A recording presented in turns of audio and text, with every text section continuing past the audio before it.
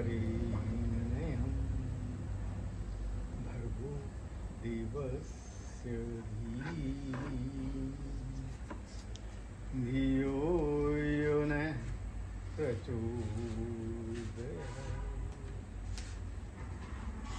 ओम भूर्भुवस्सुः। ये तीन शब्द हमारे परमात्मा को, भू जिसकी सत्ता है, भुव जिसमें चेतना है, स्व जो आनंद स्वरूप है, यही हमारा सबसे प्यारा परमात्मा है और यही हमारी परमात्मा की शक्ति को दर्शाता है, सत्य चित्त। अब इस सत्ता को अवलोकन करने के लिए, परमात्मा की उपस्थिति को देखने के लिए परम पिता परमात्मा मनुष्य की दिमाग में इतनी शक्ति दी है कि हम इस छोटी सी भी ऊर्जा शक्ति को, प्राण शक्ति को अपने दिमाग से अवलोकन कर सकते हैं। जिस प्रकार हम बाहरी वस्तु देखने के लिए अपने माइक्रोस्कोप का इस्तेमाल किया, इलेक्ट्रॉनिक माइक्रोस्कोप, परंतु परम पिता परमात्मा ने हर एक मनुष्य के दिमाग में इतनी शक्ति भरी हुई है कि हम इस लेवल तक अपने आप जा सकें। और हमारे ऋषि मुनियों ने इसी शक्ति का फायदा उठाकर बहुत बड़ी बड़ी खोजें की, बहुत बारीकियों तक चले गए, द्वितीय ज्ञान प्राप्त किया इन्हीं शक्तियों को डेवलप कर। और उन्होंने हमें उसको उजागर करने के तरीके भी बताए।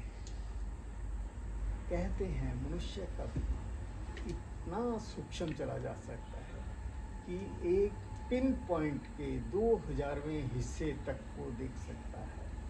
झूठ है उसको उजागर। एक इसका उत्तम साधन है सुषुम्ना नाड़ी। वास्तविक रूप से जब हम स्थूल रूप से देखते हैं तो हमें लगता है सुषुम्ना नाड़ी एक ऐसी नाड़ी है जो मूलाधार चक्र से लेकर सहस्त्रार तक जा रही है। उसका अवलोकन तो हम कर लेते हैं, परंतु हमारे ऋषि मुनि ने इतना उत्तम ज्ञान दी है कि ये सुषुम्ना नाड़ी के भी 3 भाग होते हैं, 3 लेयर्स होती हैं। जो सबसे बाहर का भाग होता है उसको हम बोलते हैं वज्र, जो कि वज्र के समान, हीरे के समान स्ट्रॉन्ग होती है। और वो भी जाती तो वहीं से ही है, मूलाधार से लेकर शास्त्रार तक। पर ये सबसे बाहर की लेयर है, बाहर की क्रिया है। और उसके अंदर होती है एष्मु। ये दूसरी ऐसी नाड़ी है जिसको चित्रणी भी बोलते हैं, कि जो हमारे अंदर की जितनी क्रियाएं हैं इसको दर्शाती है। चित्रण करती है। हम कोई भी स्थूल चीज देखने के लगते हैं तो इस नाड़ी में प्रवेश करके हम उस चीज को आराम से देख सकते हैं।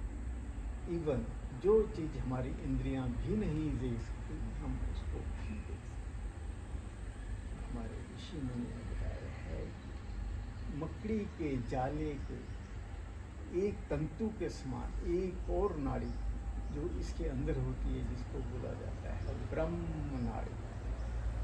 ये ब्रह्म नाड़ी भी उसी तरह हमारे मूलाधार से लेकर सहस्त्रार तक, जैसे जैसे हम अपने ध्यान की सूक्ष्मता की तरफ जाते हैं, ध्यान को बहुत गहरा लेके जाते हैं, तो हमें इस नाड़ी में ऐसा लगता है कि जैसे कोई चीज़ चल रही है। हमारे मूलाधार चक्र के पास एक अद्वितीय शक्ति भरी हुई है, जिसको कि विद्वान लोग बोलते हैं कि एक सर्पणी, जो कि 3.5 कुंडल मारे बैठी है, इसी का नाम कुंडलिनी शक्ति है। तो हमारा उद्देश्य है कि उस तरफ ध्यान देते हुए, मूलाधार की तरफ ध्यान देते हुए उस शक्ति को जागृत कर उसको धीरे धीरे ब्रह्म नाड़ी में प्रवेश करें। जितने सूक्ष्मता के साथ, जितने ध्यान क्रिया के साथ आप इसको करने में सफल होते रहेंगे। आपको ब्रह्म ज्ञान की प्राप्ति। ब्रह्म ज्ञान क्या है? हर वस्तु का सत्य ज्ञान। और जब ये सत्य ज्ञान आपको प्राप्त होना शुरू होता है तो अतएव आनंद की उत्पत्ति अपने आप आनी शुरू हो जाती है। आपको संसार की हर क्रिया का जब सत्य ज्ञान ही प्राप्त हो गया तो आप अतएव आनंद की अवस्था में रहेंगे। तो आइए हम अपने ऋषि मुनियों का यह अद्वितीय ज्ञान इसको क्रियात्मक रूप से, प्रैक्टिकल रूप से करने की कोशिश करें। अपनी कुंडली शक्ति को जागृत करके ब्रह्म नाड़ी में प्रवेश करके सहस्त्रार तक करें और इतना ज्ञान प्राप्त हो जाए कि हमें हर चीज़ का सत्य ज्ञान अपने आप प्राप्त हो। हम भारतीयों के पास तो ये अद्वितीय दौलत है, अद्वितीय खजाना है। केवल मात्र हम बोल देते हैं कुंडली जागृत, परंतु इसकी वास्तविकता का किसी को ज्ञान नहीं। आइए हम अपनी कुंडली शक्ति को जगाएं और इस तरफ अग्रसर हों। ओम